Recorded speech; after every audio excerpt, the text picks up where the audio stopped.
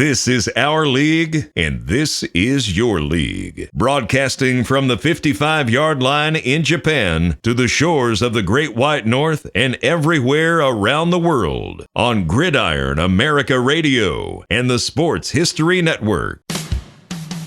Bud Light presents Real Men of Genius. Real men of genius.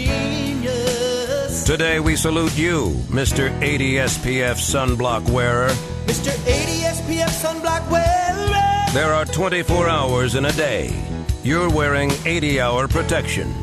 If the sun fails to go down, you'll be ready. Don't forget the moonlight. Your coconut-scented force field blocks out all the sun's rays and any stray rays from another sun in another galaxy. Your star. 30 SPF, please. You might as well be wearing cooking oil. Something smells delicious. So crack open an ice-cold Bud Light, Mr. 80 SPF sunblock wearer.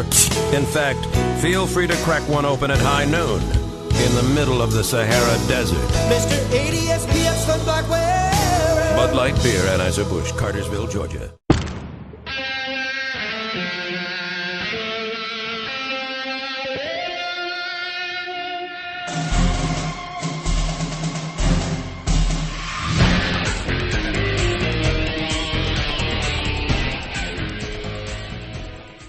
Hey, everybody, welcome to the 55-yard line. And tonight I am joined on the 55-yard line with Fran Stuchbury from OurSports Central.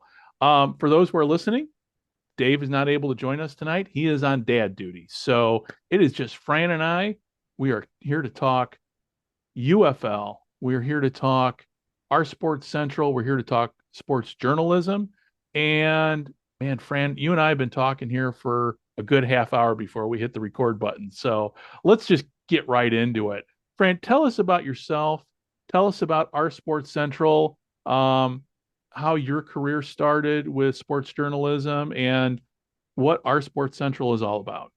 Well, here's how my career started. I was a big arena football fan growing up when I was younger. And then back in 1998, the Madison Square Garden decided to bring the New York City Hawks to Madison Square Garden. So I was able to cover some games in the Garden and enjoy arena football games. And what happened was prior to that, I got an email from Ken Gill telling me about a website called Arena Fan. So I decided to, join the website and get on the message board, and I started to engage with fans. So I said, why not do an arena football radio show? I had Pete Porcelli on, a former player that I met on that mailing list. I said, let's have a guest on just for kicks. I had him on. People were listening. After the show, a guy from Nashville called and said, Fran, it was a great show. So I'm like, maybe I have something coming here. So I decided to do an arena football radio show, the first national show called Arena Zone. So it was kind of like a passion project of mine. I had Jim Foster on once talk about the history of the league. I had a couple other guests on. One day I had the Nashville Cats fan site runner Neil Cook on, and people in my sports department were attacking me for covering the league. And they even they was basically telling me, giving me attitude, this and this, this and this. And I was like, oh, how about this? Let me do a show next week. I'll cut it to half an hour, and I'll, we'll just go on. So what happened was I had to get a big impact guest to get fans to listen. And Jim Foster called again, and came on my show. And he said, Fran, I can only talk 10 minutes. I was bummed. But what happened was the interview was going so well. People were sending me questions all over the country. And the interview went 45 minutes. And then at the end of the interview, I said, Jim, my mission tonight was to prove an arena football radio show could work. And Jim Forster said, Fran, you're a pioneer. I appreciate what you're doing. I knew then, after those comments, I was going to make it in sports. Then things got a little bit crazier after that. A guy named Rory Webb from Tampa Bay called after the show to invite me to come down to cover the Arena Bowl, and they put me up with a hotel down there. So my parents, as a graduation present, sent me gave me an airplane. I got down on that plane, and when I got to the airport, Rory welcomed me with a Fran Arena Bowl sign. So I was like like a big celebrity. So sitting down there having fun, and Rory told me one thing that I always took to heart. He told me that arena football fans were the most passionate, down to earth fans you'd ever meet, and that transpired over the years. I ended up that night covering my went to a Devil Rays game that when they were in their first year in that dump of that Trop Stadium. So, and then I went down, I covered the Arena Bowl. That was a fun experience. I did a post game radio show, and then I came back, and then I had a hard time looking for work opportunities. And then I made a contact in Arena Bowl. Worked for the Dick Buckets Football Network. He said try the Sports Network, and they decided.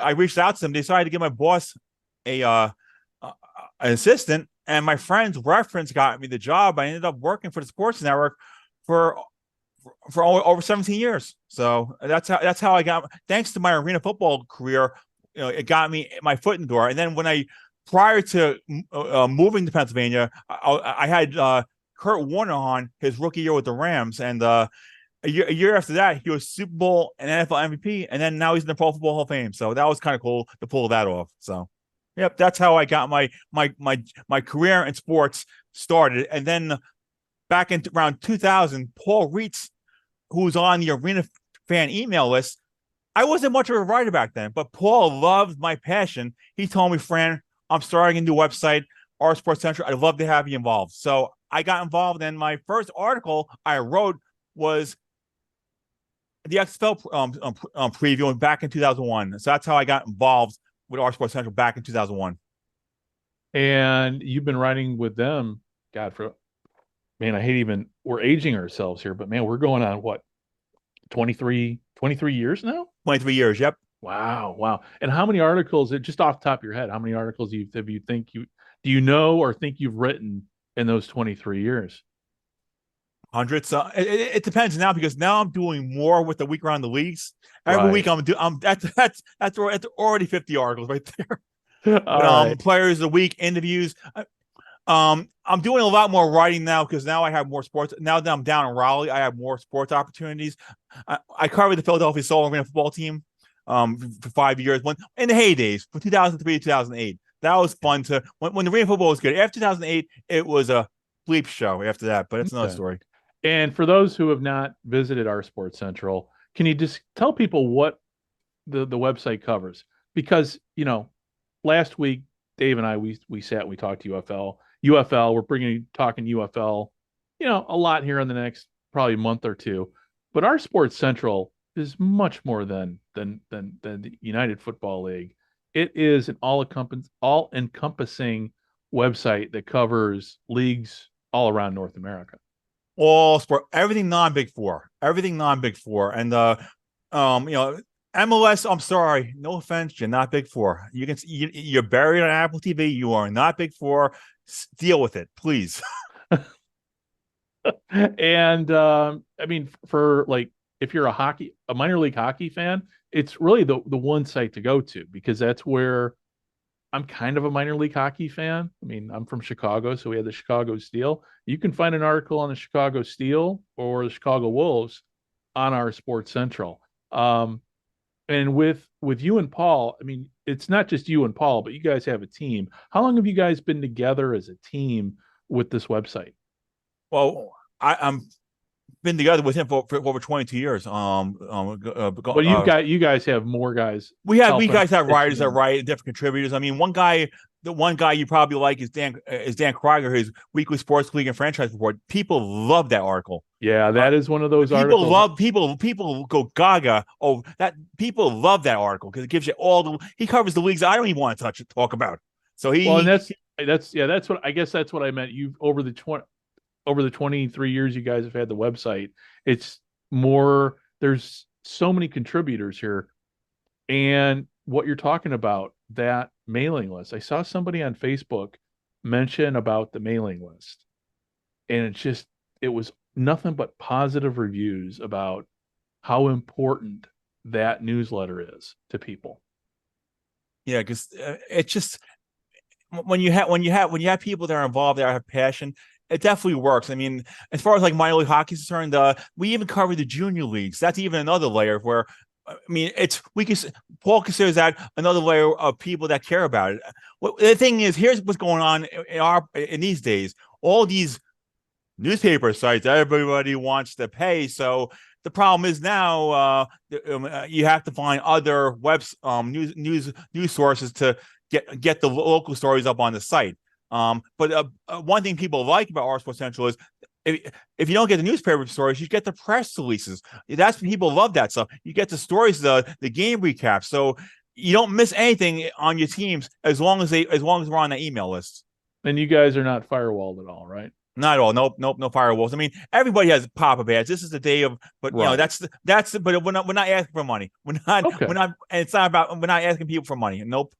Cool. And right now, I mean, you just recently kicked out your latest article about the UFL. So let's segue to the UFL, and we'll talk more about our sports. You and I are going to be talking a lot over the course of 2024. So, of course. Fran's going to be a regular contributor here with Dave and I as we march on to the new year. That's kind of the new thing we wanted to get going here on the Sports History Network. Because the great thing with Fran is Fran knows his history.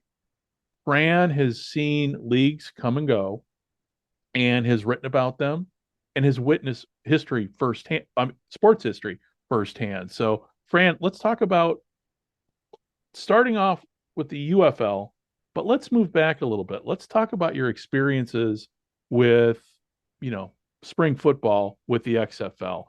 Where did it all start with the XFL? Back in 2001, it was a passion project. I was a big WWF fan back then. I may get sued, but I was a big wrestling fan back then, and some wildlife people may go crazy after me, but I was a big Vince fan. I was a big disciple of his. When the XFL came on board, I was going gaga with it. I'm like, it was a passion project for me. I love it's just I loved alternative football, and it excited me because all the promotion, all the exposure. I lived in Pennsylvania at the time, so my team was New York, New Jersey Hitmen. So I had a team to feel attached to, which made it kind of fun. It was fun. It was when it first started. I mean, honestly, at the first game, if they had their Orlando Chicago game instead of Vegas and New York, it would have gotten a much better first impression. It would have got people a little bit better. The second week, the LA Chicago overtime game was one of the best football games I ever seen in my entire life. I was like, I love that game. It was exciting. I was on the phone with Paul during that game. Paul, this is awesome. And he agreed. So I was kind of like, it was fun. I mean, I enjoyed it because not being able to get the games, how they handle things was they had mics and quotes and things like that. So guess what? I was able to watch TV and get my quotes for my story on TV. What a concept that was back in 2001. And obviously, we all know, everybody who's listening to this show, and actually anybody who's a football fan kind of knows how the XFL kind of ended. But, friend, I'm thinking you might be a little bit like me, because for everybody who criticized the league as to what it did wrong, there were so many things that first version did right. Well, what it did right was look at the NFL. They copycat and all that stuff, all the cameras and all that other stuff. And the backstory was the UPN wanted the wrestling stuff, and they would have kept it. Vince did not want to give this up. He doesn't want to fail at things. He did not want to get. That's why he brought it back in 2020. He hates failing at things. So I mean, it was more like I'll be honest with you. If it didn't end up on NBC and started small, it would have survived. Because if it just started on other smaller networks, and it got too big too soon. And the thing is, the people wanted it to fail. The hatred was even worse than what we've seen lately on these Facebook pages. The hate for the XFL. If you hate it, then why are you covering it? I mean, they just want the hate and the anger It's like, I mean, they were just wanting it to fail and to obliterate. Give me a break. I mean. And the thing is, back then, of course, we had a league called the WNBA, and of course, nobody, and I mean nobody, would ever say anything negative or critical about the WNBA. Reason why? Because you don't want to be accused of being sexist or getting in trouble with your media outlets. So it's kind of like, yeah, you can bash the XFL all you want, but God forbid you say anything about women's sports, because then you're SOL. So. And when it came to the XFL, obviously you had Vince McMahon, the personality that he is. You either love him or you hate him. But as a business guy, you know what? It's hard to disagree. I mean, Vince McMahon, worth billions. I mean, he has been a very good businessman. All I got to do is look at how, going back to wrestling, how the WWF was just a regional, and then all of a sudden it was national. And you look at what he did, and you were there. You're like me. I was a huge wrestling fan in the 80s. Somebody asked me, it's like, yeah. He's like, you don't like wrestling? I go, listen, I watched wrestling every day in college and have been to 3 matches myself. So, and I was a huge Miss Elizabeth fan. I mean, I'll put that out. I was a huge Macho Man fan because he was from Chicago. But with Vince McMahon, I honestly thought the XFL was a great idea. It was just in the execution. It might have been too much too soon, but back in those days, and we're talking 23. We're not talking that long ago, but the media landscape was so different because we didn't have streaming. We didn't have, thank God, we didn't have social media. We didn't have Facebook. We didn't have trolls. But we had, the XFL wasn't just on NBC. It was on UPN. It was on cable. And it's sad. I was disappointed when it all went away because I was thinking, if it would have been given a second chance the next season, I think it might have had there was a chance for success. So we fast forward then to 20 to 20, let's go to 2018 because that's when all the planning started. And you had first off, and I always call it XFL 1.5 came along, which is the AAF. Did you guys, and off the top of my head, I'm asking the question because I don't know the answer, but off the top of my head, did you guys at OurSports Central cover the AAF? Yes, we did. I did a weekly column. Yep. I decided to make that commitment. And the funny thing was, this is what happened with that.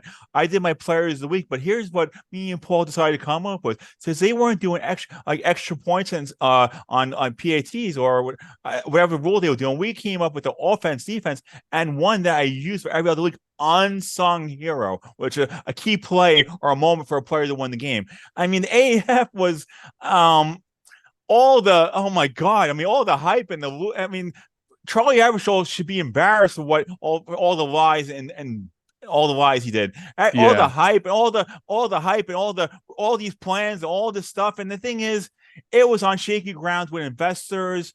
All this promise, all this years of funding, and all these things, and people were excited. They had questionable ownership groups, but the thing is, you want to know why they moved so fast? Because they felt they had to meet the XFL first to market and get those teams and get those markets. They felt they did not want to compete against the XFL. They should have said, how about this, Vince? How about we join our sources together? Vince would not get involved with him. He wanted to do his own thing. I mean, He knew he was going to die on his own. And after the second week, they came so close to being bankrupt because of the funding, and Tom Dundon gave him a Hail Mary, which lasted the week 6 more weeks. And I'll tell you a funny story. I was down working at PNC Arena in the parking department, directing traffic, and over the radio, I heard that Charlie Avershaw was coming into the arena. Of course he was coming into the arena because he wanted Tom Dundon's money as quickly as possible. Make sure the checks wouldn't bounce. So it's just, the thing was, people can bash Tom Dundon all you wanted. He's a businessman. If he didn't get involved, it would have folded after 2 weeks. And the thing was, here's what would have happened. From what I heard, if it did last second season, and I wish it did, Raleigh, Carter Finley Stadium was going to have a team. I would have had a team to maybe work for or cover, but I even made that commitment where I was going to Fort Worth for that championship. But thankfully, I decided to get a refundable flight, which I used for XFL game the following year in Dallas. But I was committed to go, and I was having fun with it. I was doing a podcast. I was writing my articles. I was like, this is fun. I mean, it wasn't a bad product wise. It was just yeah, no, it was a great product. I mean, I remember some of the markets were a little questionable. Putting a team in Salt Lake, come on, that's a little weird. Well, especially the timing of it too. Okay, so when the AAF started, I was I was all in. I was all in on XFL 2.0 too, and we're going to get to that in a minute. But between the press conferences, and again, we're living in an age now, everything's streamed. So it's like, man, press conference, I'm on it because I like spring football. I like alternative football. And despite what people might think about me on social media, I am an XFL fan, was an XFL fan. I just got a salty sense of humor with my memes. So I apologize if I've offended anyone out there. Well, so, you are, as Jerry Spring would say, you are forgiven. Yep. Okay. Thank you. So with the AAF, I was all in. In fact, when the AAF opened up in Arizona, I just happened to be down the street because that's where I did. At that time, I was in the Navy, so my Navy station was right down the street, and I didn't go. I'm still mad at myself for not going, and I'm thinking, well, I'll have another chance to go, and then next thing you know, it's gone. I mean, look who's coaching. Steve Spurrier. Come on, that's big time. Steve Spurrier, that's big time to get a coach like that. Mike Martz, you had all these great coaches, and you and I had, we've messaged quite a bit in the last week, just talking about, there's that great documentary out there about the AAF that's available on Amazon Prime. And on YouTube, if you type in "Alliance is broken," you'll find it for free. Save your money. Oh, you can. I hope they fix the audio because that was the one thing about that documentary. The audio on it sucked, but it's a great. If you can play with the volume knob enough, well, it's a great documentary. I'll tell you a fun story because it was one of my Facebook friends from Orlando that was a photographer. The thing is, I give him credit because you're not burning. If the league's gone, you're not burning any bridges, so you might as well go for it. You might as well at least get something out there. I mean, the league's gone. What are they going to do? They're gone. They can't sue you. They have no money. So I give him credit for doing a passion project and to giving people a side that they should know. And the thing is, you're not burning your bridge. That looks good that you did something of high quality like that. Well, I mean, and that's that's kind of always been especially in the 21st century, when it comes to spring football, not a whole lot has been written about the history of spring football in the 21st century. Obviously, and you've read Brett Forrest's book about the original XFL, right? Yeah. It's and there's another book called It Was Football, Stupid, which is another good book about the history of the first XFL. But it was nice to see with the AAF to have at least something historical to look at going, okay, this is where we messed up at. This is how you don't run a league, start a league, etc. So while the AAF was imploding, you had the XFL 2.0 coming up.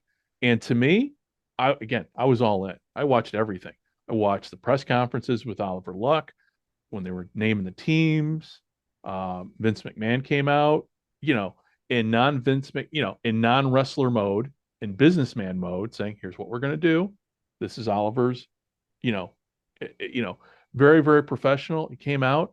I was all in on it. And obviously the world, we had we had a plague breakout about midway through it and put all that to bed. But when it came to the XFL, to me, it was well planned out. Man, this could have worked had the world not ended. Well, I covered it too, and I did 2 road trips. I was a New York Guardians fan. I'm glad they got a team. I ended up going to DC for New York Guardians DC Defenders game. That place is awesome for a game. Thank God that it's that the MLS team stadium is owned by an MLS team, so they're allowed to have a football team there because that place is awesome for football. The beer sink, the passion, the fans. That place is what the league is all about. The fans. We can talk about what happened in 2023, but that was fun. Then, like 2 weeks later, I went to Dallas for a Dallas Renegades game against New York Guardians where I had a flight to Dallas, and I stayed at a friend's house because I made arena football friends across the country, and he let me stay at his guest room for free. So it was awesome. That's another part of the covering these leagues where I made so many friends across the country where I've made so many good friends. So that's another perk of being the fans media guy. So it was fun. I was on such a high with all this traveling, and then COVID-19 shut the world down, and I crashed and burned for a very, very long time. I was just so happy to get on to have that vacation before the world imploded.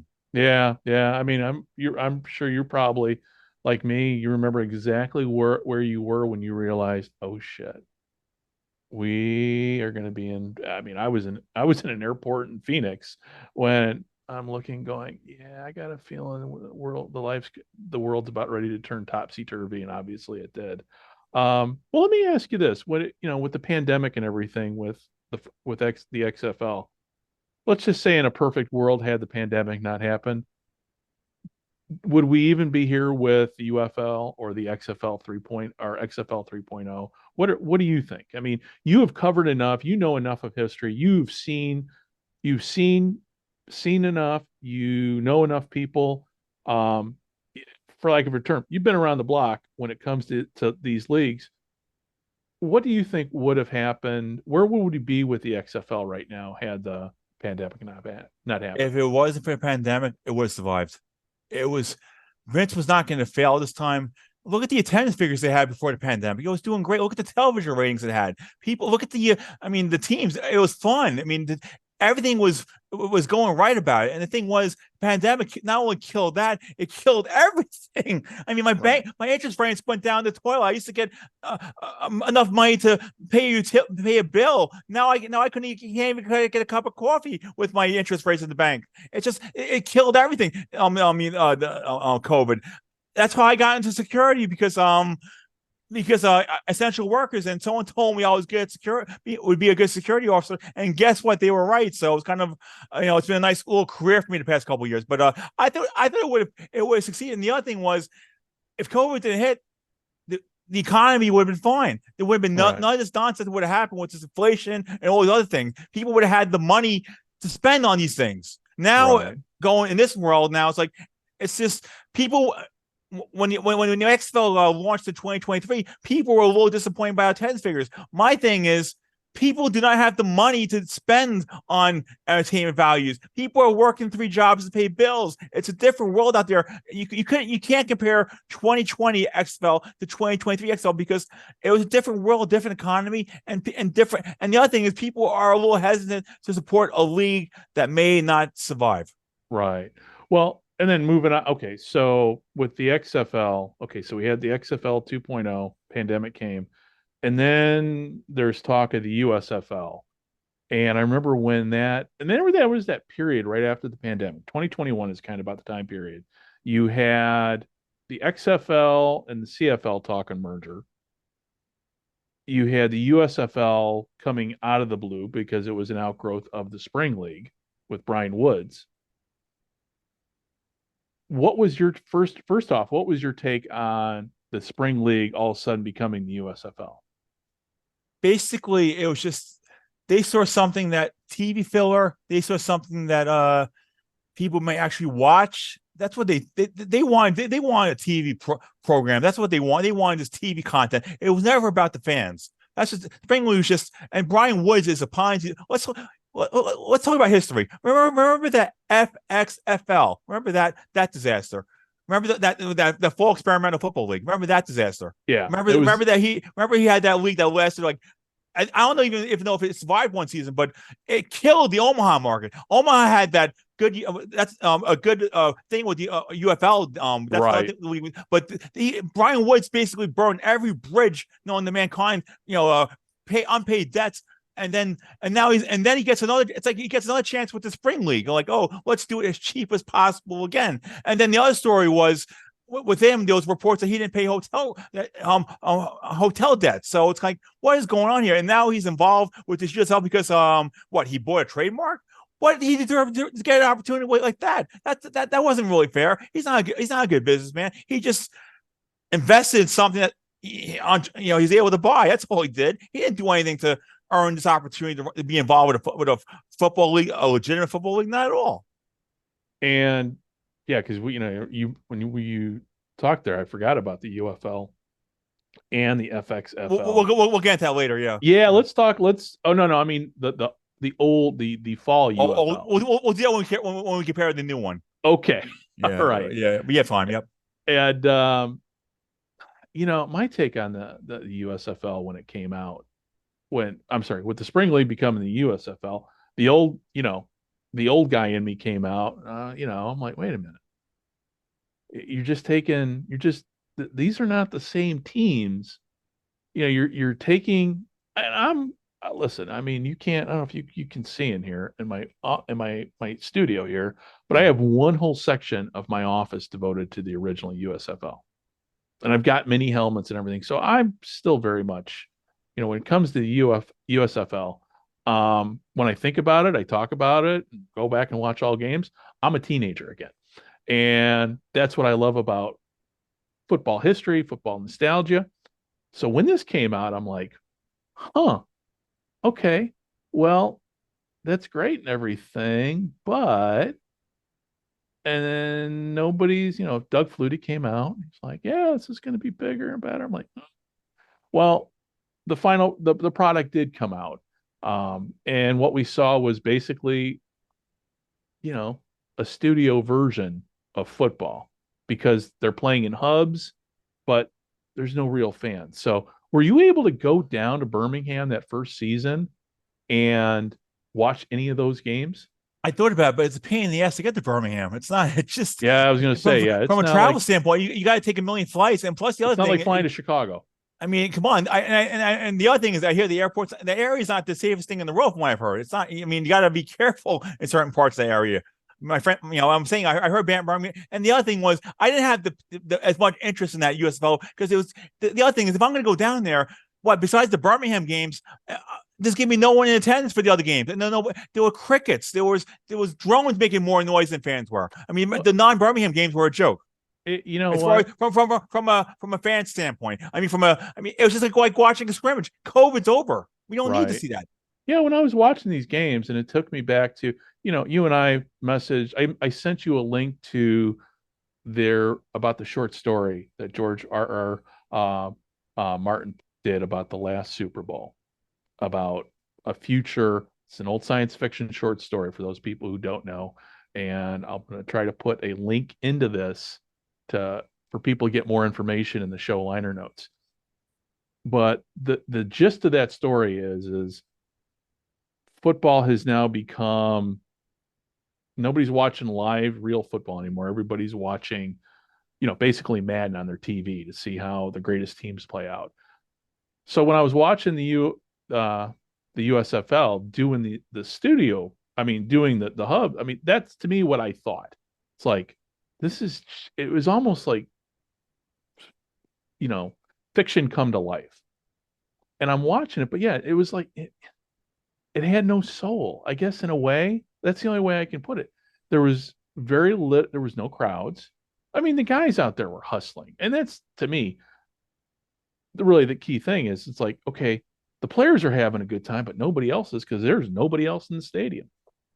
So I really wasn't too high on the USFL when it came out. And obviously this past year, I was not able to watch the USFL because I live in a country that's geo-blocked from USFL. I was geo-blocked from USFL coverage. So when it came to the USFL second season, were you more in on the product this time on the second season? Well, a little bit less because I was a little burned out covering the XFL that second season. I was a little football fatigued. I covered the XFL. I'm covering almost 30 weeks of 20 weeks of football. I'm getting a little tired. I'm covering it, but towards the end, I'm like, please let this end. Because I was tired I was covering 12 weeks of the XFL. Then I was going when they went head to head a couple of weeks. It was the second season USFL it dropped. They did not do better. The attendance at Birmingham got worse. The TV ratings got worse. they wouldn't. Let's say this. At least I give the XFL credit. They gave transparency with these attendance figures. The Yeah, they USFL, even in the markets that they had, the 3 markets they would not even reveal attendance figures. What are you hiding? I mean, is it? I mean, I know if you have tickets like $10, whatever. Be transparent, and I hope this new version announces headed figures. I know fans of Facebook are gonna go crazy, but they go crazy about everything. But the thing is, at least be transparent. And then in Canton, Canton's a nice market, but that's like a minor league feel. Canton's it's not really. It's cheap. That's how I feel about Canton. I mean, it's affordable. It's you have the Pro Football Hall of Fame, but it was never a long-term solution. Like there was never going to be a long-term solution. Canton. I mean, how is that bringing corporate sponsors and fans? Even though they consider part of the Cleveland market, it's not part of the Cleveland market. It's I don't. Do you consider Canton when you think of Canton? Do you consider that Cleveland? I don't. All I know is you drive around Cleveland to get to Canton. That's all. That's what I know of Canton and Cleveland itself, because Canton's not part of Cleveland. I mean, I didn't feel Canton is stuck right in the middle of Eastern Ohio, and you're surrounded. I mean, it's more a regional town than it is a major market. But obviously you got the Pro Football Hall of Fame, but not if it weren't for the Pro Football Hall of Fame, nobody would know anything about Canton. Well, how was this? Is there an arena in that area? Just out of curiosity, is there a sports arena in that area or not really? Off the top of my head, no. Well, because if there was, there's a league that would love to have the arena football, the two version of arena football would love to, if you have $5, you can be an owner in that league. So yeah. That's the type of league. I mean, arena football Canton would be perfect for this arena football league. They're desperate for owners. The Soul don't have no place to play. They can play in Canton, but that's for another show. Yeah. So XFL 3.0 came along. Yep. What were your first thoughts when it was bought out of bankruptcy by the Redbird Group? And also, too, what were your thoughts, too, when the whole CFL merger talk happened? Well, I never thought it was going to happen. The CFL was never going to get involved with the XFL. They were people in Canada would have gone crazy if Americans got involved with it. They would feel like they were stealing the game. The only reason why they had U.S. expansion back in the heydays was because they needed the money. Otherwise, they would never add teams, and they wouldn't have had U.S. teams back then. They needed that money. I mean, it didn't work, but it kept the league afloat. So, and I used to and I went in the Baltimore Stallions. They loved their team, and when I covered a Grey Cup in Montreal in 2001, those fans were still there. So, I mean, the fans that would have lasted in Baltimore if the Ravens didn't go there. So, yeah, I mean, the thing is, with the American expansion, obviously the brainchild of that was John Candy, and it was an idea obviously worth exploring. And those expansion fees saved the league itself. The Baltimore Stallions moved to Montreal, so it was a success in the sense that it kept the league alive. Now, recently, not talking about social media too, because there was somebody that kicked out an article. We talked about him in a previous show. Just kind of it wasn't, the guy who put out the article about American expansion, about taking a second look at it. I think he wrote it in the sense, hey, let's have a conversation. And I thought he did at first when I saw the headline, that's one of those things, man. I always after I read the headline, I got to dig deeper, because I understood the headline came across as, oh, this is a great idea, we got to do it. Nah, not really. It was just basically like, let's just do a thought experiment here. And he brought up some good points. But when it comes to expansion, when it comes to Americans and their football, bottom line is they're not going to watch CFL football. Football, they're not going to get into that nonsense. Yeah. I mean, I don't mean the CFL nonsense, but the fans, they want traditional. They want football like it is. They don't want, and they don't want to have to explain how come there are only 3 downs. Yeah, it's hard. I've had to explain that to members of my family. And being a football historian, we know that some of these fields that these teams play at, they didn't fit CFL regulation fields. Right. So they didn't even fit them. So if you can't play it the way it is. Don't do it like Major League Soccer. Some of these teams don't even have those same fields. They're all different fields depending on where they're playing. So if you can't have the same field, then don't put a team there, please. Don't sugarcoat. Don't put a team there. Yeah, I know there's talk now of the CFL, and I heard this on the World of Football podcast. And shout out to Randy and Adam over there, because they're the ones that brought it to my attention. I was in my car yesterday listening to those guys. But the CFL is talking about playing a preseason game in Honolulu, which, okay, I'm like, okay, that's great. But then I'm like, wait a minute, where are they going to play? Shit. With Hawaii plays? Aloha stadiums, unless they get, again, it goes back to what you just said. I'm like, it won't fit. It's not going to fit the field. They've got to have a CFL stadium. Hey, it's great you want to play in Hawaii. I've been in Hawaii twice. If I could have retired there, I would have done it in a heart, because it is truly paradise. But bottom line is, you got to have a regulation size field to play Canadian football, period. And for those who don't know, the American expansion, there was only 2 fields, maybe 3, that were able to fit in a regulation size field. Obviously, Memorial Stadium was one of them. The Alamo Dome was the other one, and I think the one out in Sacramento, the field in Sacramento, was able to fit it. Otherwise, Birmingham wasn't. Birmingham definitely wasn't. Birmingham wasn't. Memphis wasn't. Right. So Shreveport wasn't. Nope. Yeah. And sadly, it's Fran.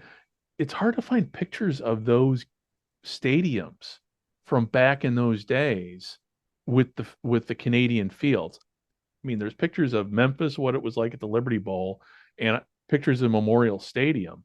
But trying to find images of the other stadiums with, I guess I need to go back on YouTube and take a look. I know I do have both seasons of the Baltimore Stallions on DVD, and I need to do a hard look, put those in the DVD player and have it take a look, and maybe I can see that. But yeah, bottom line is, Americans and Canadian football, I mean, there's a hardcore group of us Americans that love Canadian football, but on general, I mean, fan apathy towards the CFL in the States is huge. Nobody cares. And plus, too, trying to even find it on TV, other than CBS Sports Network, which only shows you about half the season anyway, you've got to go look for it.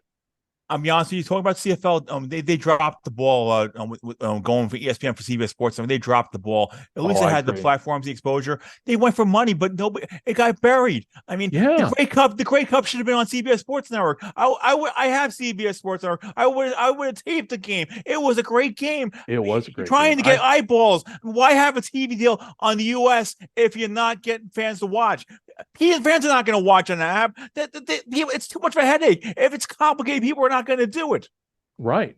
I don't have the patience for that nonsense. That's why I watch on YouTube. That's it. Yeah. Yeah. And so that kind of rolls into the XFL. So we had XFL 3.0 come along. And first off, with the XFL, what did you think with version 3.0 in terms of the execution of the plan to get it from concept to week 1? Well, here's a perfect example. There wouldn't have been an XFL 3.0 if there was an XFL 2.0, because these people would not have spent the money. They got pennies on the dollar, $15 million, Dwayne The Rock Johnson and Redbird. They would not have spent all that money to start stuff in the first place. They can say how much they love football. They would not have spent hundreds of millions of dollars. Let's be honest. They would not have spent that. But they did things a little bit cheaper. I give them credit. They have presence in home markets. I give them credit. I really felt that was a big thing. I mean, the hub format in the city, practicing one city, is fine, but you still have to get engaged. And I'll be honest with you, I thought Vegas would have worked if they had a good venue. If they had played Allegiant, but the Raiders apparently blocked that. If they played there, fans would have loved that cheaper alternative. But Vegas was not going to allow that to happen. I thought Vegas would have been a great market if they had the right venue. Right. Yeah. Yeah, because they're playing in basically an abandoned baseball park. And if they would have been able to play at where the Raiders play at, that's right off the strip. You've got, it's be so easy to market spring football to people on the strip. And the thing was, if you make the ticket prices lower, and there are actually people that actually want to enjoy football on a budget, and the XFL could have been sold as we can spend $40 and have fun, and they could have had their passionate little fan bases dressed out, and they could have done a even more creative nickname. That's the other thing I didn't like about this new version of the XFL. They could have done more creativity with the nicknames. They don't have to do Vegas Vipers. Do something else. Like Orlando Guardians, that's what New York was. Do something else. I would have been happy if they did Orlando Rage. Just do another. Don't just be cheap down and use a brand we already have. Do something different. Get some eyeballs. Was a Guardian for Orlando? Come on. Do you think when it comes to the marketing of the XFL, because this is kind of where I had a big issue, it didn't seem like it was marketed like I was expecting, like XFL 2.0 was. Well, Vince spent the money. He spent so much more money. This was a little bit scaled down, so they spent less money. They had people doing work, but the thing was, it's like, for example, social media is nice, but you're preaching to your choir. You're not getting new fans. If you're a WNBA fan, you're gonna follow Facebook, but how are you gonna get more fans if you're just preaching to the same people over and over and over and over? So, well, it's everybody's. That's a bad thing about social media is every social media fandom is an echo chamber.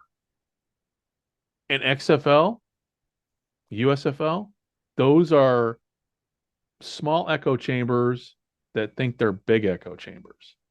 And here's the problem. People think they're in that echo chamber on Facebook and their groups and wherever else. They think with the reactions and the likes and the comments, they're big time. Guess what? You're not.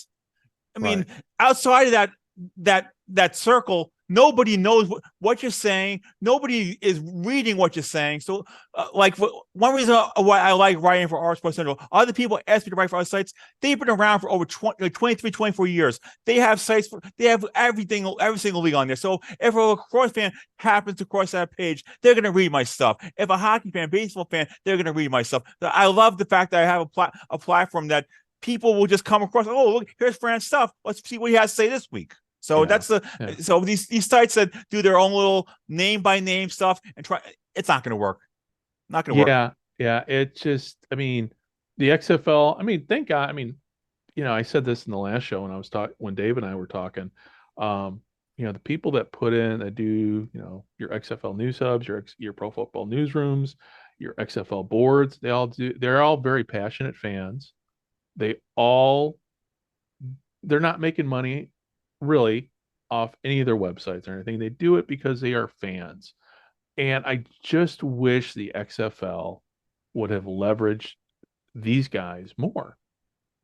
And I think, and this is just my opinion, I could be way off base, but I think the XFL really dropped the ball when it came to marketing this league by, sending out cease and desist letters to people that were doing XFL podcasts saying, hey, you can't use our name anymore.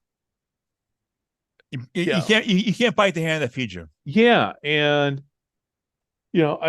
like you too, when it comes to social media, and this is where I think people got kind of pissed at me. I'm like, okay, guys, you know what? Followers and impressions don't translate to eyeballs on sets or asses in the seats, period. So you can crow all you want, XFL, about your social media following. And, Danny Garcia, I'm not a huge fan of because to me, XFL 3.0 sure seemed, at least anytime I would turn on the TV, it was all about her. It was all about The Rock. It wasn't about the players. It wasn't about the fans. At least that's how it made me feel. Well, I honestly feel they could have done a little bit more, promoting the product themselves. They could have gone on TV shows. They could have done a little bit more. It wasn't as much as I thought it would be. I thought they'd be more, like when a celebrity has their movie, they go from radio station. It wasn't. I feel like they could have been used a little bit more to get more attention, as far as from a standpoint where they could have, gotten more people to. They weren't used as I thought they would. When I was down in Orlando, they had their first ever game. Garcia was there, and Russ Brandon was there. We did that. They had their State of the Union. But the thing was, it just kind of surprised me that The Rock, when they had he was in all 4 games when they first. But the thing was, I'm surprised it wasn't used. They weren't used to a point more to get the people to watch, to get more attention, even just to talk about the league. Get on these radio shows, get on these podcasts. Yeah. And the thing is, there's times when they're on these things and they even mention it. Why be on? You have a platform. I mean, just mention it. Come on, tell these people. I mean, I'm gonna come on. I'm gonna talk about whatever you want me to talk about, but I'm gonna mention my league I own. Come on, let's be honest here. Yeah, it's I know maybe I'm hoping that this year everybody has not only done their homework but has also read their history books. And you and I are, I mean, we're on Sports History Network, so that for anybody who's listening, well, that's kind of our thing. We like to take a look back at old leagues past and memories and dissect, hey, what happened. And even there's a great show too, and I don't know if you've listened to Good Seats Still Available, the show that Tim Hanlon does to look at old leagues and talk about not only the nostalgia but also why these leagues failed. And I am very hopeful that this year everybody did their homework. So when the league kicks off, we're not sitting around on social media bitching and moaning about attendance. Hey, I can't get my jersey. That was the other thing too. The XFL just did not have the swag ready like Vince McMahon did back in 2020. I mean, when you go to a game, you want to buy a shirt. I mean, you and I have been to enough minor league games to know, hey, you got to have, I mean, the minor league games, they sell swag. Yeah. To me, so I'm very hopeful that this season will be a success. What say you? Well, I think it'll be a success, but I hate to say it's a little bit based on what I've seen. It's a bit of a rush job. Everything's been. Look how long it took this merge took. We thought it was gonna be done sooner. It's taken. It was announced early January. That's kind of like. I'm shocked it was December. Get this done quick because the stuff we saw on Blank Book. I mean, come on. I mean, everyone was like, it's just. I mean, for months on end, people were going gaga for any little nugget, and there was nothing. Nothing. Yeah. I mean, no media outlets to cover except for a blog. I don't even know how these bloggers can even come up with something. I mean, my point while I was making on social media, which I got ripped for, I was waiting till an official announcement. Right. I was not gonna put myself out there and write about soap opera. I want to write facts, because Paul would kill me. He would never even allow me to write a story based on what could happen, and this and this and this and this. Like one media guy, which really pissed me off to no end, claimed that all 8 USFL teams would survive, joined by 4 USFL teams. And here's what ended up happening: a Birmingham fan that hates the XFL shared that on every Facebook page as a victory lap for USFL fans getting into a flame war. So the thing is, if you in media, you have one chance to get it right. You share it right and vet it, make sure it's right. But in this world, in a newspaper, you have to put a contraction. But on Facebook and Twitter, whoops, and unacceptable. So yeah, I take my job seriously, and it's just embarrassing that people think, I mean, they rather just throw a million things on the wall and hope something sticks. I'd rather have everything I write be right. Yep. Yeah, I'm right there with you. I mean, my criticism of the XFL media landscape has been pretty harsh, and people know that. And if they follow me on social media, they know I can be a dick. But like, as long as you have big following, you can say whatever you want. But the reason why I've been a dick about it is I'm like you. Listen, just don't fucking pardon my French, as my dad would say. Just don't put stuff out there that's rumor and now reporting it as fact, whether it be, reporting about my biggest pet peeve. This is just me, is when that whole story about the Argonauts going to the the better XFL, which was put out by one news site. And they picked up on somebody saying something and just ran with it. And it was like, oh no, this is bullshit. This is not journalism. This is speculation. And as somebody, and again, my background's different because I was not a sports journalist. Never, I've done a couple sports essays, but my background has been in military intelligence, where if you don't have the facts right, people are going to die. Now, again, I'm using this, it's an extreme example, but I also worked in the court system where reports of mine, background investigations, went to the Supreme Court. everything I wrote always had to be sourced. I couldn't come back to, my commanding officer or the chief or the judge saying, well, we heard. No, no, no, no, no, no, no. And that's, to me, when it comes to sports journalism, I am just like you. Hey, if you're going to put something out there, you better be able to back it up. And all these guys, and God love, and that's, the thing is, YouTube is great.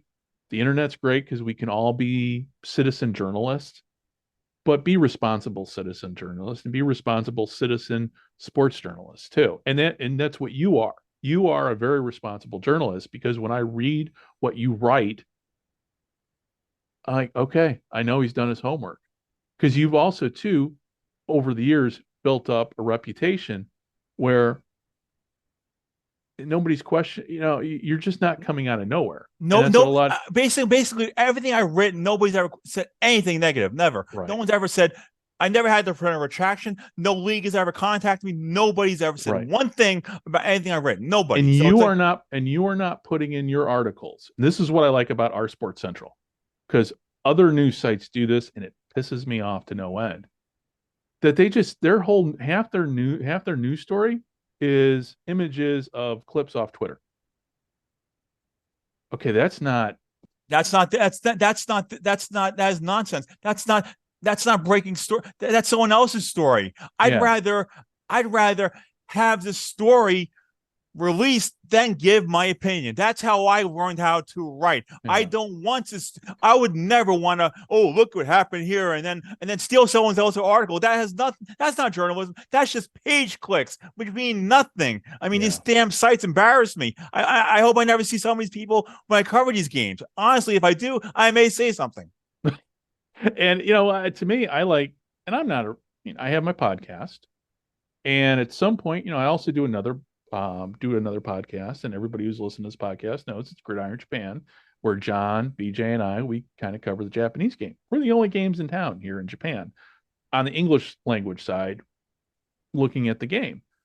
And I'm getting to a point, because I'm the retired guy. I'm the guy with the most time on his hands here in Japan, that I'm kind of starting to transition over into making Gridiron Japan more of a news site.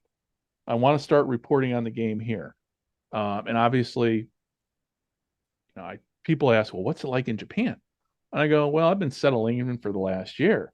And it's been a hard transition, because I'm literally I'm on the far side of the world here, even though it sounds like Fran and I are right next door talking. But when I report about the X League, it's going to be based on facts. It's not going to be I'm not going to grab clips, I don't know. I'm just old school. I like my facts. And if I can't back something up, I'm not going to put it down on paper. And I mean, the one thing I like to do with my column, which you see on my week around, I like having videos. That's different. I'm not. That's just a visual aspect side of it, where people can see. Like when in my column, I had the college game day where they revealed the team names, and speaking of that, you got to get Pat McAfee involved with this league in some capacity. I mean, he has his show. If you do a weekly UFL show, people go gaga over there. If he's doing the games, people are going to watch him. Have him involved, please, Pat. You need a personality. I mean, the guy, and the funny thing was, he kind of like threw the USL a little bit under the bus, like saying, you guys were a little bit better. Well, of course they were a little bit better. They did more fan engagement. They did a better job. But if I say that on Facebook, people may block me. I'm just, how it is. Well, I know how it is, because I've been blocked, I think, by every XFL fan site there is there. So it's almost to a point where on Facebook now, all I want to do now is just share my articles I write. That's it. I'm not going to do opinions, because it seems like anything I share, someone's going to be offended to that. I can't even say put an opinion for a possible discussion, like about the possible rule changes. I threw it out there and said, this is just rumor. Well, this is a Facebook group. We're supposed to discuss things. I mean, I'm like, people are nuts. I mean, I wish I had their job where I could live on Facebook every day. In the heydays where jobs monitor everything you do, I guess jobs are getting lazy these days. I don't know what's going on. Well, the smartphones changed a lot of that too. Well, yeah, because remember the old days you did it on your computer, and then like Yeah. they can track that stuff and mail you. Now Yeah. you can do it on your phone. Now, like but the thing is, I just don't get how some people can just be on Facebook all day and have this. I mean, Dude, if you live in if you live, I used to be at Facebook all the time. It's a funny story, but I'm like literally sitting right next to my boss because we worked in open spaces. She looked at me, she's like, "Are you posting memes?" No. She goes, she showed me the stuff. But yeah, it's like, yeah, we all live. I mean, everybody's on their phone. Yeah, no, I hear you. I believe I'm a little bit of that too. But if I have things going on in my life, I'm not on my phone. I can't. Yeah. If I have work or if I'm covering other leagues, I'm not doing that stuff. If I'm covering soccer games, I'm like there's a time where I'm like I don't mind taking like 4 or 5 hours away from my phone. I don't need to be on there to get update on Facebook. I'm like I mean, if someone needs me, I'll get back to them eventually. And if they get offended, I don't get back to them too quickly. Too bad. So. Well, and too with Facebook and social media, everybody just kind of regurgitates the same rumor. Yeah. And in the military, we called, there's human intelligence, signals intelligence, and to me, we always had rumor intelligence, and it's nothing but rumor intelligence that circulates over and over and over, and you get tired of it. And here's the problem. Here's the problem I have with some of the fans. I'm like, I mean, if you have a favorite Facebook group, just stick to that group. Yeah. Don't just spam every single page with your opinion. There's some guys that just want. I mean, create a website and then link it. I mean, there's one guy, like I think some guy from Houston that I mean, he basically goes to every single page and spams his opinion. The mass Los Mysterio. I like him. He's not, I mean, I've dealt with him a couple of times, but the thing is, he spams every single page promoting his opinion. Even if it's not factual or fun, it's all based on speculation. Like, wait till the league announces, then I mean, all that wasted energy and anxiety. People are on edge over there on Facebook. I'm like, some of these people have mental issues. Some of these people have jobs involved with this league. I'm like, just chill. It's just the football league. It's just, I mean, that has failed so many times. And as far as people who try to get jobs in these leagues, unless you live at home with your parents, I wouldn't do it because it's too risky. Let me ask you this, just in terms of I'm kind of switching gears here because I didn't even think that's a great subject to talk about. In terms of the job opportunities with these, with minor leagues, and we'll just talk about you just use football out there. I mean, what is the job market for, and I ask this because I just don't know the answer to the question, but what does the job market look like for somebody, say it's right out of college or is trying to figure out where they want to go in life? What does the job market look like for somebody wanting to get into, say, sports management, sports information? What's that like right now? Or work for a team? It's basically one you have to be able to relocate anywhere. Some people are willing to that. Some people are in their comfort zone. They want to stay at home the rest of their lives. You have to be willing to, if you want to get in the sports industry, you have to be able to go anywhere where you can get an opportunity. Second of all, you have to network. So if you know somebody that knows you, you can do well. Like, perfect example. I mean, I saw you liked my Fayetteville Marksman article. So I covered that game, the game a couple weeks ago in Fayetteville. The thing is, those people are really nice. They were really nice to me. They have like 5 million jobs. Everyone doing all these different jobs and running around like lunatics, but they love what they do. And the thing is, it's a passion to a point where they do it. They get their exposure, make their net connections, and then they move on to the next opportunity. Because it's not, I mean, that's how it is. It's one of those situations where, I mean, these minor leagues, you move up. I mean, there's teams that go from minor league soccer to major league soccer, and you see an opportunity, you pay your dues, you network, and the thing is, with these sports leagues, there's so many people that see your stuff with your press releases and articles. And if you're a professional and you do a good job, you have tons of writing samples. So keep on banging out those press releases. Keep on banging out content. The bottom line is this: in this industry, somebody's going to notice it. That's how how I got my job with OurSports Central. Paul knows what I was doing. How even like with you, I mean, you read my stuff for years, and all of a sudden your friend request, like, who is this guy? And then we started to talk, and I found out how cool you are. So, yep. Oh, thank you. I'm really enjoying this, and it's Me too. and that's the thing about podcasting, because as much as, and that's how I got into this through Scott Adamson, and Scott was our original co-host here, and Scott's still a great friend of mine, even though he's not co-hosting anymore. Here he comes but- now. Here comes David. More somebody's on here Oh, now. hey, Dave. Let's Dave see. Solinsky is joining us. Wow.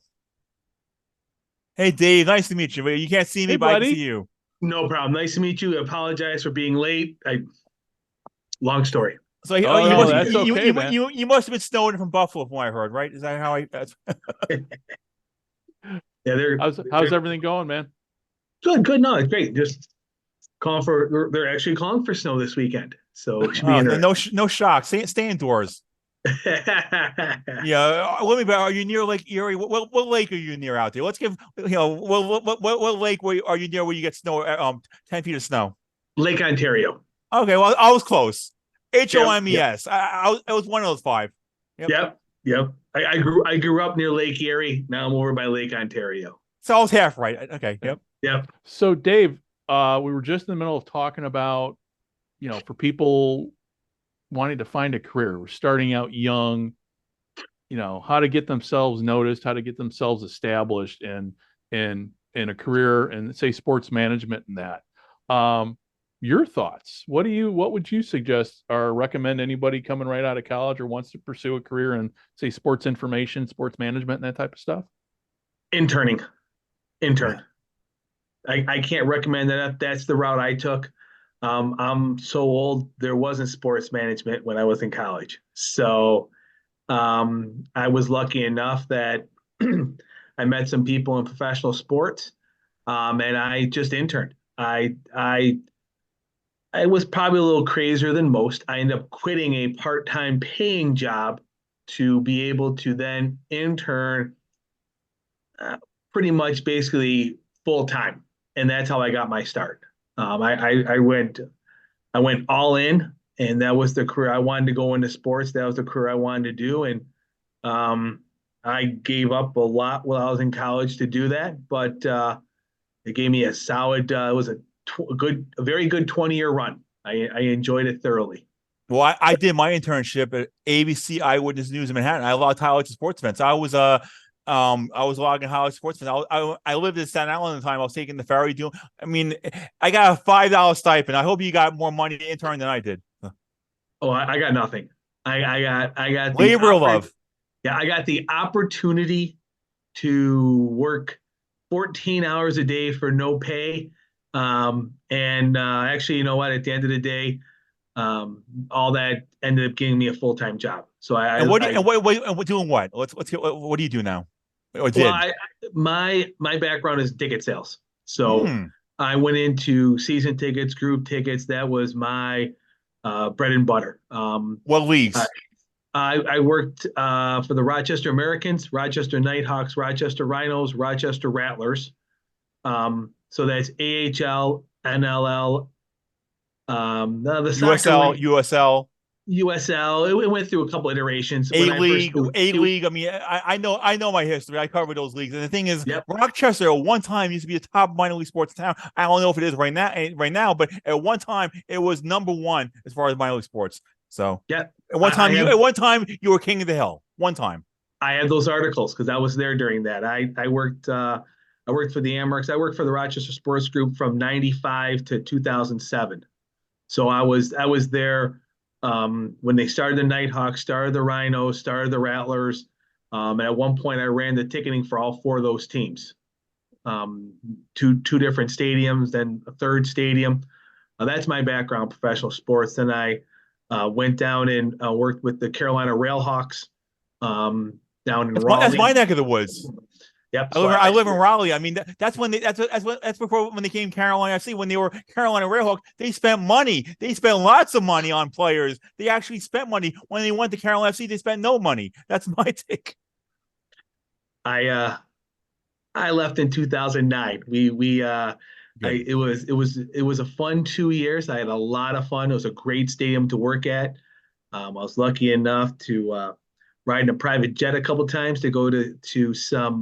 Went to a couple U.S. Open Cup matches, and I was with the Rhinos when they won the U.S. Open Cup in '99. So it was won a Calder Cup, won a Major Indoor Lacrosse League Championship, National Lacrosse League Championship.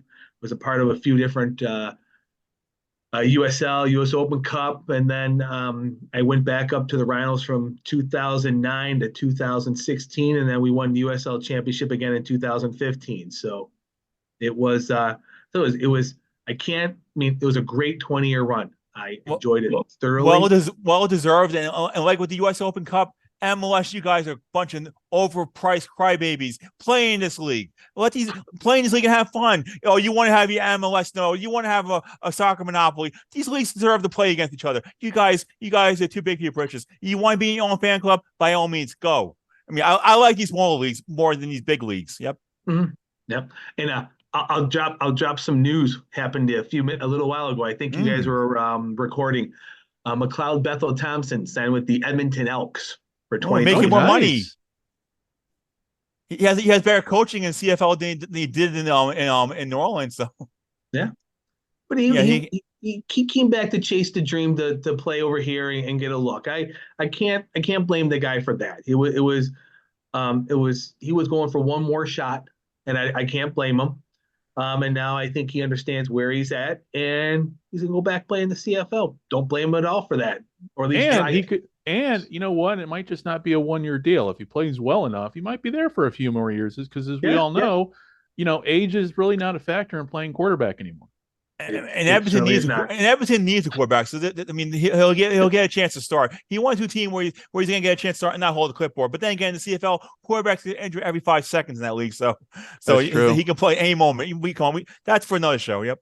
Yeah, that's true. Because the CFL. I mean, it's nice seeing Nathan Rourke getting a shot down here, but man, I sure would like to see him back in a BC Lions uniform at some point. Well, question. Do you guys think Chris Stever is going to go back to the CFL, or do you think he's going to latch on to an NFL team? I think he can play in the CFL as a backup and help a team out. But the thing is, when you make the NFL team, these people don't realize every year you play in that league, you get closer to getting that magic word. Pension. Yeah. Yep. And these people don't realize, these dumb fans say, "Oh, go! You want to play? No, you get in the NFL. Even if you're holding clipboard, after a couple of years, you get pension." So these fans are uneducated, and they need to know that. Yep.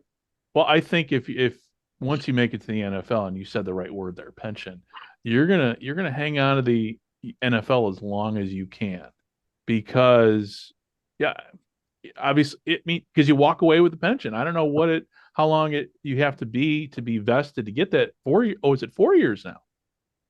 4 years now. Dave's like, hey, he just told me it's 4 years. I'm like, I thought it was 3. Some guys kind of just went back because they wanted to play, like Ricky Ray. He didn't want to hold clipboard, like Henry Burris. Some of those guys just like they wanted to play. And plus they were older too. I mean, they wanted to play, and Ricky Ray made a smart decision. Harry Burris, he hung around a little bit long. I mean, he made the right decision. If you're young, the Bears for go about for a minute. it. Yeah, he was on the Bears. I'm saying, if you're young, you might as well go for it. Doug Flutie, I feel if he had the right system, he would have been a great NFL player. If he had the right system, he would have been a star. Yeah, it's kind of like with talk about NFL people that, to me, I would love to see play in the CFL. Kind of segue in there. Kyler Murray. I mean, I'm a huge Arizona Cardinals fan, and I can't stand Kyler Murray in an Arizona Cardinals uniform because he hasn't done anything for me to earn that money. However, with that said, he'd be perfect in the CFL with the way he moves and with his arm. So it's just my thought right there. One thing is, unfortunately, now all the money he has. That's the other thing. Some people say, "Oh, let's go play in these small leagues." They have hundreds of millions of dollars. Unless they have a passion to play, or they want to resurrect their careers, or prove the haters wrong, they're not going to. Will go down to a small league. Some people suggest, "Oh, every Joe Blow playing in arena football league, they're not playing for chump change." Yeah, you make more money pumping gas than playing in those leagues. Come on. Well, Franny actually brought up something I wanted to talk about. We just haven't gotten to yet, but now is a perfect time. Let's talk about the Arena Football League. All because the Arena Football League, is starting once again. And what I know, I mean, I see the stuff. Where are we at with the Arena Football League? Is it going to happen this year? I mean, It's going. or is it? It Is is it going to going to be? happen, but it has been so quiet as a mouse. Perfect example. Why in your right mind do you have a big New York show revealing the schedules and then only to change the schedules? There's been no information going out there. There's been nothing. It's been quiet. I mean, at this point, they should just cancel the season and play and reorganize. The only thing, I don't know that much. The only thing I know is that Ricky Foggy's coaching the Minnesota Myth. That was officially announced today. And that team's going to be a myth with the lack of information. But in all seriousness, Philadelphia Soul, a travel team, why even have them? It's like there's no information. I will say this. I'll make one prediction with this league. If it plays, the one team that's going to win it all is the Orlando Predators.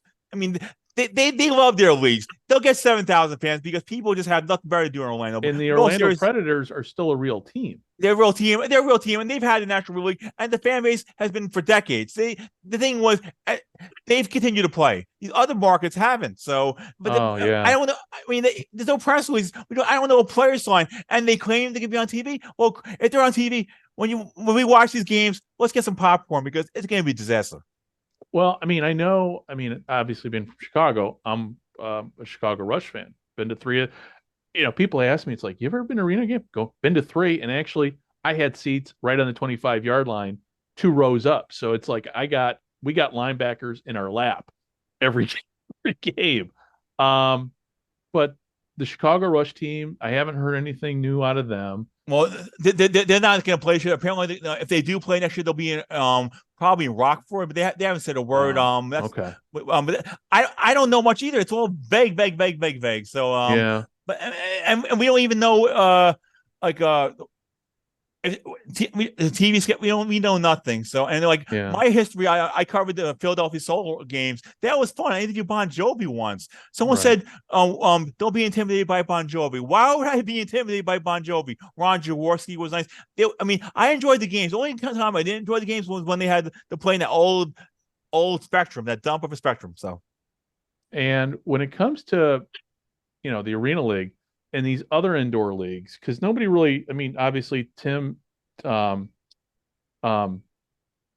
got a show here. We've got an Arena Fan history podcast here on the Sports History Network.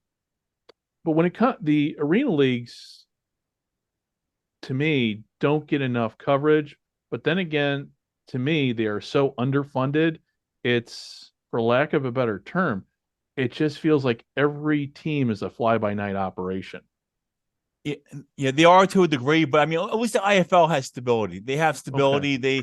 They had their championship in Vegas. At least they have those teams fall during the season. At least they're trying. Plus, I wonder if they're going to still be tied with this UFL. They were tied with XFL. That was an interesting. They got some players signed. Well, hopefully that development continues. Yeah, and how important is YouTube to all of these leagues? An absolute must, because where else can you watch the games? You can't watch the games anyplace else. The only place I'm watching the IFL Championship is when they're on CBS Sports Network. Otherwise, you're not watching these games. The National Arena League is now they have 8 Midwest teams, and now the Carolina Cobras are on islands. That's a weird league. So yeah. The National Arena League is basically the CIF rebranded. That's all it is. With Carolina, that's it. Yeah, that's all it is. That's all it is.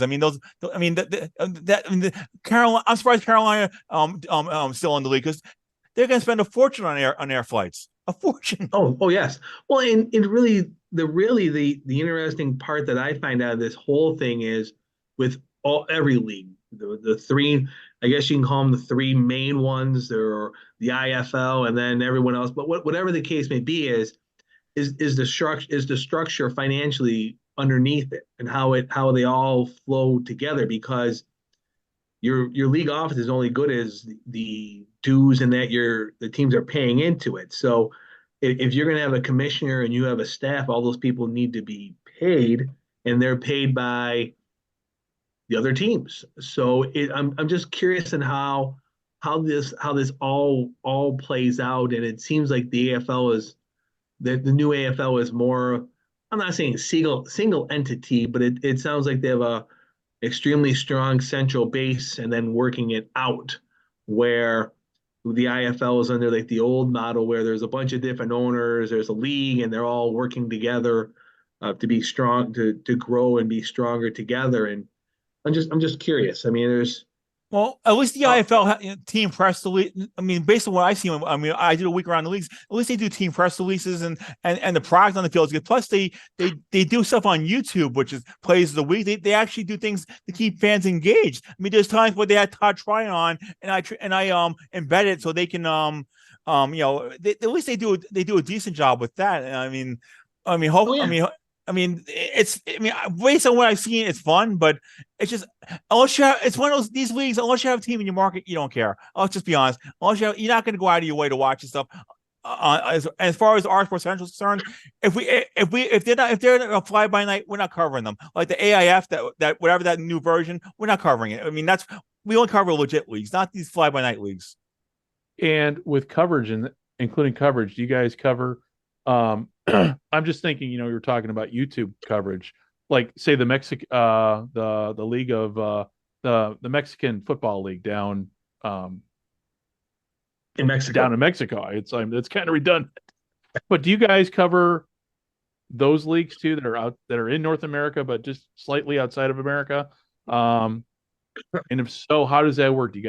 Are you guys pretty much like if you were to cover the X League here in Japan, you would have to use translation software. How does that work for you guys? Do you guys have anybody, say, in like Mexico providing information to you guys to report on any of these leagues outside of the States? Unlikely, because first of all, where are we getting the press releases? Will they be in English? Where are we getting news articles to link up on the site? It's those leagues are hard to get. I mean, just to get any exposure, the closest we probably get to some these teams is the ones that have teams in those leagues, like the MASL has the Mexico teams, like the G League has the Mexico team. Otherwise, it's like maybe the minor league baseball teams. As that's as close as we're. If you have a team in those areas, we'll cover them. If we're not, then nope.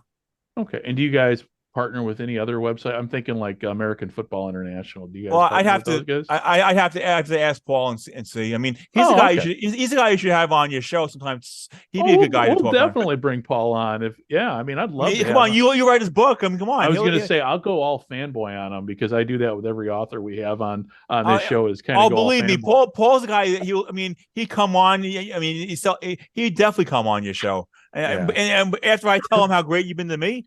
And you promote our site like crazy, he'll definitely come on. Yep. Yeah, you guys, like I said, you guys do great work, and again, it's objective journalism, and that's what Dave and I both. Dave and I, we're old school, just like you. I mean, we're both Howard Cosell fans, and I know you, Fran. I know you are too. That like that old school, and it's one thing too. That was the thing too. I mean, remember growing up, man, Howard Cosell. He was a journalist. He would tell it like it is, and he would piss off people all and that's to me the essence of great sports journalism, just being right out there, calling it as you see it, reporting the facts, and then just kind of let people make up their own minds as to what they think. So then and that's what I love about you guys. You don't tell the reader how they should think. And the one thing I like is some people can just do podcasts. Some people can just write. I can do both. I mean, I like to write and do my thing, but then I like to. But now when I have platforms where I can let my personality come out. That's a little bit different. Where I can be opinions. When I'm writing, you guys stick to the facts and not make it about yourself. When you're doing a podcast, that's different. That's where you can share behind the scenes stuff. Like when I was down in San Antonio at the Expo Championship, I did Alamo Tour and I got showered by confetti at the karaoke. But I can't share my stories because we guys stick to the game. Nobody cares nobody cares what I'm doing. But that's those bloggers. They want, look what I'm doing on Twitter, and it doesn't. Nobody cares. So yeah. Well, you are welcome here anytime. I mean, I know me being in Japan, you guys being in the States, time zones are kind of wacky, but this works out well, and we are definitely going to do more of this sooner rather than later too.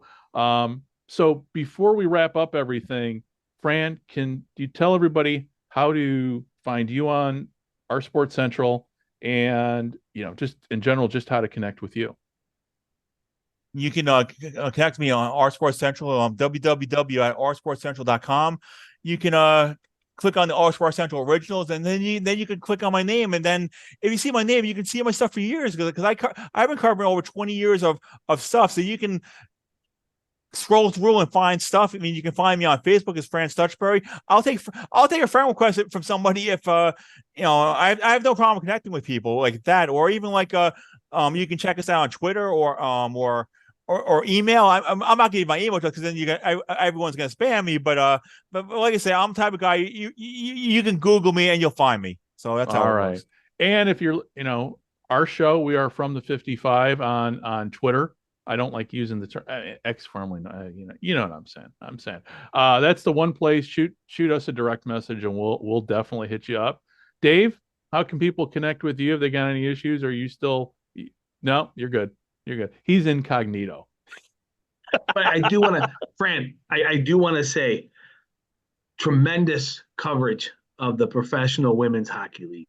You guys are doing an awesome job. I have to say. I will tell you one thing, which is a labor of love for me. I end up linking up articles from the papers on there. I help out Paul with that. It's fun because I like to give it exposure, because those other media, those other outlets are covering it. Talking about that league, it has the potential to work. I'm disappointed they didn't come up with nicknames their first year. I'm a little disappointed with that. They should have had nicknames in place, but I think it has potential to work. But the thing is, I hope they get a better TV deal, because they gotta. I mean, come on. The media is treating it like it's the golden child, because it's women's sports. If it was a men's hockey league, they'd be getting killed. So you know how it works.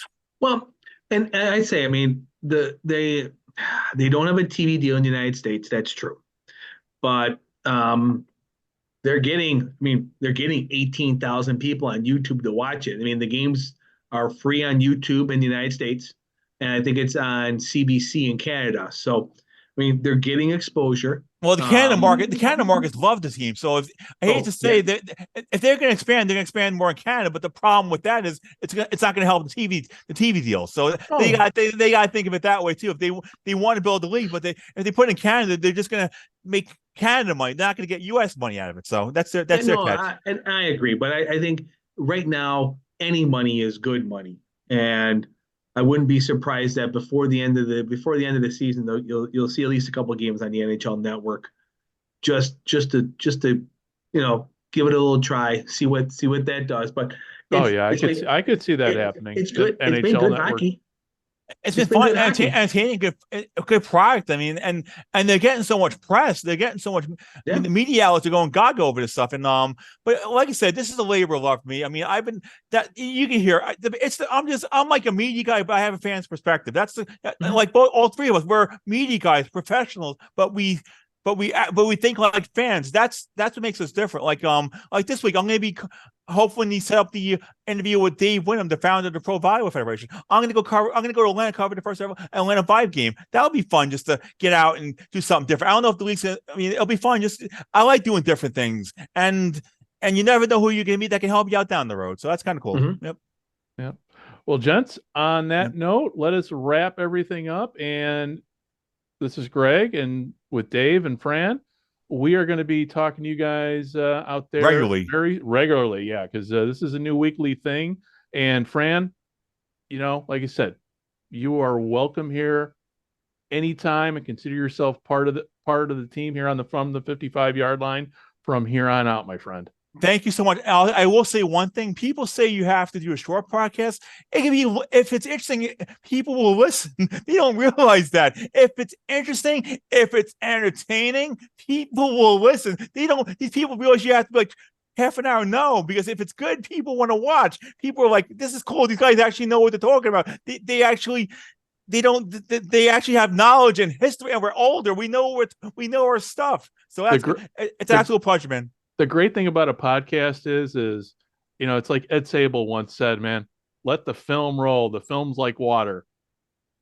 Data's like water. We got, the only thing that gets in the way of, obviously, with podcasts is honey-do list from, like Dave and I, we both have a honey-do list. At some point, But Dave's, I'm here in Japan, so it is approaching noon here. Dave, what time is it on the East Coast? Almost 10. Yeah. So Yeah, almost 10. yeah. So between bedtimes over there and my honeydew list here, that's the only constraints. But yeah, no, I agree with you, Fran. That's the great thing about the podcast. It's like there are no time constraints, and the other thing is people, if it's interesting, they'll when they're working out, when they're going for walks, they will when they're driving on road trips in their cars. And I guarantee you, the following I have and the respect that people are going to get hook, line, sinker. And if it's good, they're gonna listen. And the fun thing is, people are going to listen, and they're not even going to tell us. And then when I go to the championship, Fran, we love your work. I guarantee you, when I share this on Facebook, I mean, people are going to be like, this is good. So, yeah, the great thing about podcasting is, when I was a kid, I wanted to be, this is like 10-year-old me, wanted to be, be cool to be on the radio and everything. And if you listen, there's an old Harry Chapin song called WOLD. He talks about being a DJ. Well, in the 21st century, all of us can be what we wanted to be when we were growing up as kids. So, and that's what I like about podcasting and doing stuff like this. Honestly, with our history, we can do shows on other failed leagues. We can do like little set shows on these other failed leagues that we, and break them down, all these leagues and teams. And the content is through the roof because we know our stuff. Oh, so. Yeah. So we'll have more stuff for people to enjoy with all of our leagues and with these leagues. I mean, I'm gonna say it as it is. I'm not looking for a job with this league. I'm not looking for I don't care. I'm at the point. I'm just having fun. I mean, let's just say this: God willing, the UFL champs can be in St. Louis. I am praying. If it's in Canton, then they're being as cheap as possible. Thanks. You know what? It better not. No way. The UFL's going to shoot themselves in the foot. St. Louis deserves a championship game there. Yeah. Period. End of story. Because those fans are much like those Baltimore fans of the 90s when, with the Stallions. The Grey Cup was supposed to go to Baltimore had the American expansion or American experiment not collapsed. And the people in St. Louis deserve that champion. It should have been there last year, in my opinion. But I was looking at the schedule. Apparently, there's nothing going on sports wise around that time. The MLS team's on the road. The Cardinals are on the road. They have their own little platform. And I mean, I want to do the Arch. And being from New York, rumor has it they have White Castles out there, so I can finally actual White Castle. So I can actually eat White Castle. I'm like, I'm heaven for that. So yep. Yeah, it is White Castle. That's White Castle. Illinois. That whole area. Oh yeah. As Charlie Sheen would say, this podcast is winning. Well, on that note, guys, thank you very much, Fran and Dave, and for everybody listening, we will be talking to you very, very soon. Bye-bye.